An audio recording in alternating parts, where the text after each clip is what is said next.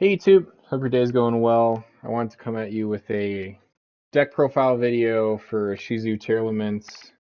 A little behind the curve on this one, but I figured my deck was similar enough to what I've been seeing, but also just different enough that I feel like it could warrant a deck profile. I've been having a lot of success with the deck so far, and yeah, just wanted to show off the deck profile with a couple replays. Just as a little disclaimer. I'm not a TCG player. I'm not a very experienced Yu-Gi-Oh player, actually. I started playing Yu-Gi-Oh when Master Duel came out. I knew absolutely nothing about the game other than like the BS way we used to play as kids. Um, just omitting all the actual rules of the game and just having fun with the cards. So I came into this with no knowledge, and so that's the perspective I'm coming from. I feel like I've learned a lot, and I've become a decent duelist over the last year or so. But just know, right, that's the angle I'm coming from, and hopefully, some of you are in the same boat and may get inspiration from this and from my replays and whatnot.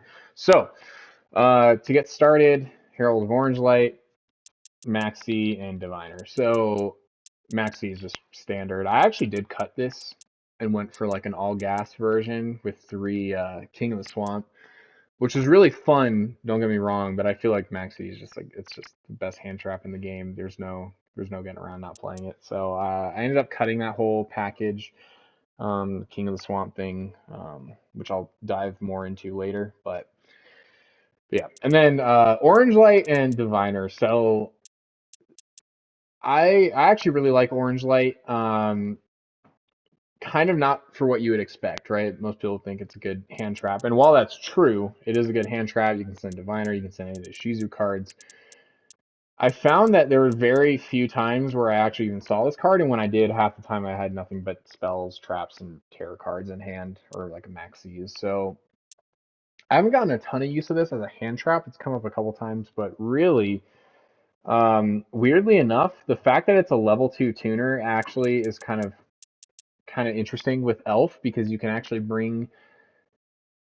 have Elf summon back Orange Light if you mill it. High chance you'll mill it, throughout the game. And then you can actually make a Baron with Rukalos. Like, it's a little not standard, and of course, since you know, its material for a Link Summon doesn't trigger Rukalos' effect to resummon from the graveyard. But you can always just spin it back with like um, another fusion play and then resummon it. It's very niche, but I've found it comes up more often than just having this as a hand trap in the hand. So kind of interesting there. Same goes for Diviner, by the way, rank 2 tuner. So kind of interesting little interaction there that I think not many people are talking about. Maybe a bit niche, but it's come up a couple times. For the Tearlament names, it's very standard. Just 2 Merly, 2 Havness, 2 Sheeran, 3 Rhino Hearts. Ishizu, same thing. Just max out on these names. You want to see them and mill them as much as possible. So I am playing the Winda package, which should all be. Yes, this card is kind of a brick because it's a level 5. You can't even summon it from your hand, but I feel like enough of my deck, the way it's built, kind of gets rid of cards from your hand. Um, you know, so so overall, I feel like the Ishizu engine kind of just can send it from your hand to the graveyard, and or usually this gets milled. It's a nice draw one, and it allows the window plays, which I have quite a few replays of just winning the game of the window. Of course, you got to be careful not to lock yourself out. So this has to be either on your opponent's turn or the end of your turn. But Winda has just been MVP for winning games. Of course, Terraforming for the 1 field spell. Always it feels bad when you draw both of these, and then Terraforming is just a dead card. Instant Fusion to extend further and or start your Callous plays early, and then you can extend to other stuff.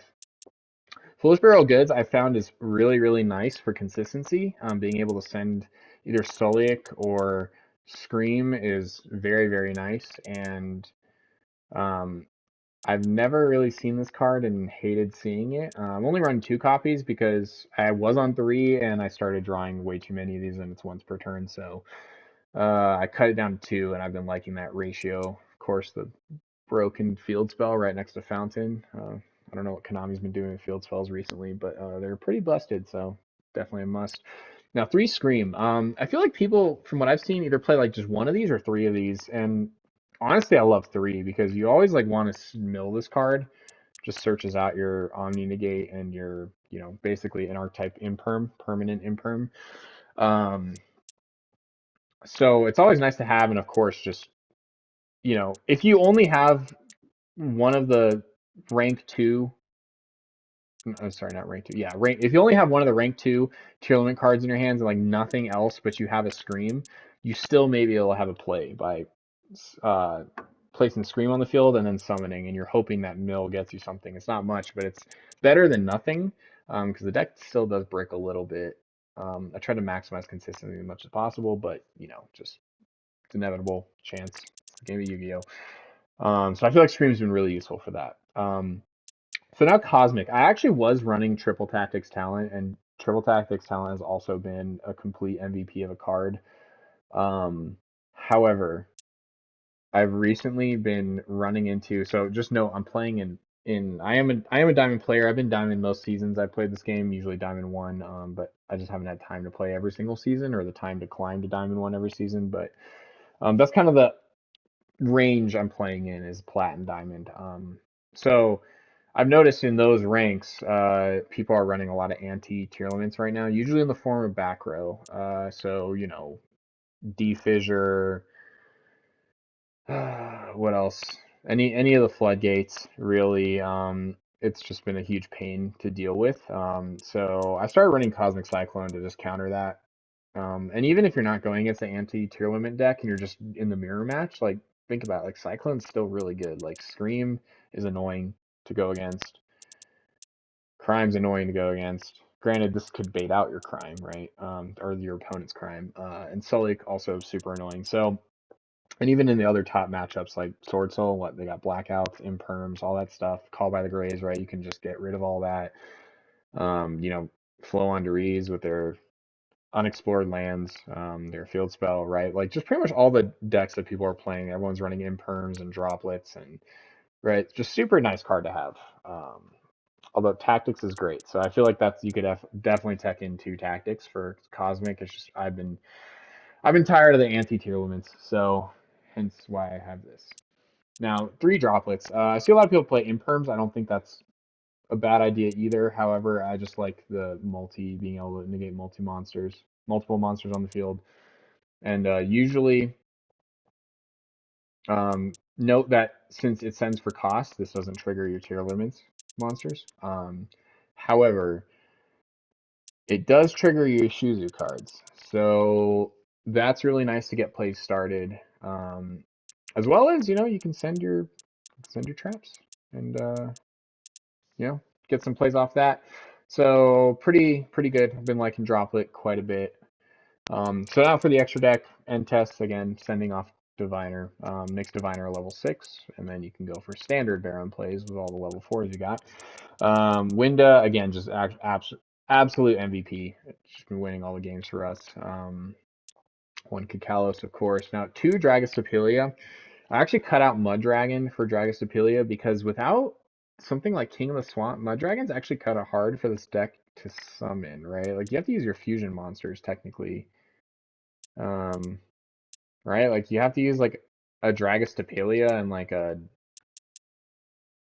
Kit Kalos or something, right? Because like everything you have is all dark and aqua, right? So it's kind of hard to fulfill the requirements of King of the Swamp, or sorry, Mud Dragon of the Swamp. And I don't feel like it's like nice to have the protection, but it's usually at the states where you would summon it, you're also just kind of going for game anyways, and you probably don't need that protection. So I cut it for a second Dragostapelia. The reason being is because of the summoning requirements of Dragostapelia, right? So since it requires 1 fusion monster and 1 dark monster, right? Your whole deck is pretty much dark other than Ishizu.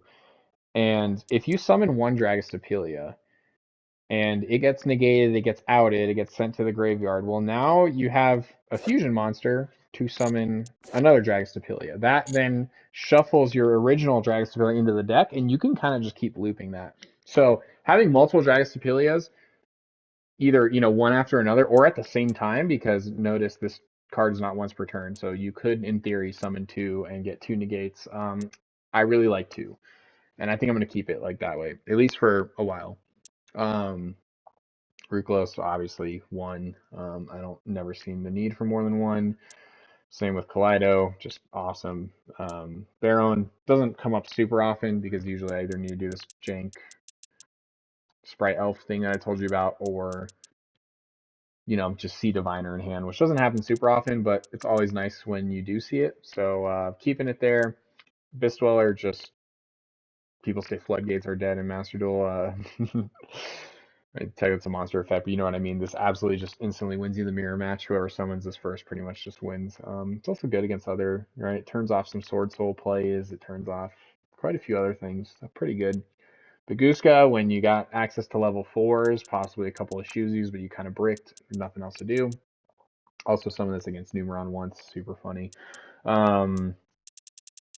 Time Thief is probably what I summon the least of, but it's also has come up a couple times and it's been very, very nice. The whole Banish itself is actually really, really nice because that's a card effect that throws Ishizu cards attached to it back to the graveyard and does trigger them. On top of that, it's just a good way to dodge like it getting banished or sent back to the deck, and it just comes back and keeps stealing stuff from your opponent's deck. Pretty good. Zeus this only came up like once, but again, you never know. Like you could actually, in theory, make a 4 material Zeus with Time Thief because you keep, getting more material attached to it. Dark also again more for the mirror match. Also just kind of threw this in here because I don't really know what else to play. So it kind of works. You can summon potentially even a level 2 Tearlament from your opponent's graveyard, and then you can use that to go into Elf with Dark. So it's kind of another way to get into Elf more consistently. There's other larger boss monsters that you could steal, right? Of course, most of the Tearlament, you can steal your opponent's Cacalus, whatever. There's a lot of dark boss monsters. We all know why this is here. Pretty good. Elf, super great for protection, super great for on your opponent's turn triggering plays by summoning like a Merly. Just awesome. Again, kind of niche stuff, but you, in theory, can use it to also go into Baron plays if you really need that. It's kind of like a last resort thing, but pretty cool to have. Awesome card. I have a couple replays actually that just show off like how busted Elf can be in this deck, which you'll see soon. And then Underworld Goddess. Now this card I prefer over Aeromax. A lot of people are playing, the Aeromax. So if I were to do that, I would just replace this card with Aeromax, and then I would replace this card with IP, just so that Aeromax is protected from card destruction. However, I felt like this card already has, some built-in protection. Unaffected by opponent's activated effects unless targeted. So, it's not the best of protection, but it's something. And then on top of that, right, this is basically just the out to things like Avermax. That's the one weakness of the deck, is that it can't really out extremely large boss monsters, towers, I guess, if you want to call it. So that's why I have this, and any other just problematic card. It's come up quite a bit and been super useful. So yeah, that's the deck profile. I feel like it's fairly standard, but again, I think there's a couple tech choices I'm not seeing super often, like the Winda package and the Cosmic Cyclones, although I'm sure we'll start seeing more of that soon. So yeah, I originally, like I said, I tried to build similar to like what Decade had in his video, which is really fun. But I felt like I just kept losing to Max E, or at least like the deck loses to Max E, as you can see. I don't have Asher Call by, but also at least I can Max E my opponents as well. Especially if it's a mirror match, then it doesn't really matter if it's on your turn or their turn. Like, you activate Maxi, you're probably getting draws. So, yeah. Overall, it'd be nice to fit counters to Maxi in Ash Call by, but I just can't bring myself to run more than a 40 card deck. So, if any of you watching this also feel that same way, yeah, comment below. Like, where you're not alone. Trust me. All right. So that's the deck profile in its entirety. I think that's pretty much like all the tech options I've been messing around with and all the different setups I've been doing. And I'll go into some replays right now. And if you want more information or more replays, more gameplay, different variations of the deck, just let me know and I'll try to accommodate. So, see ya.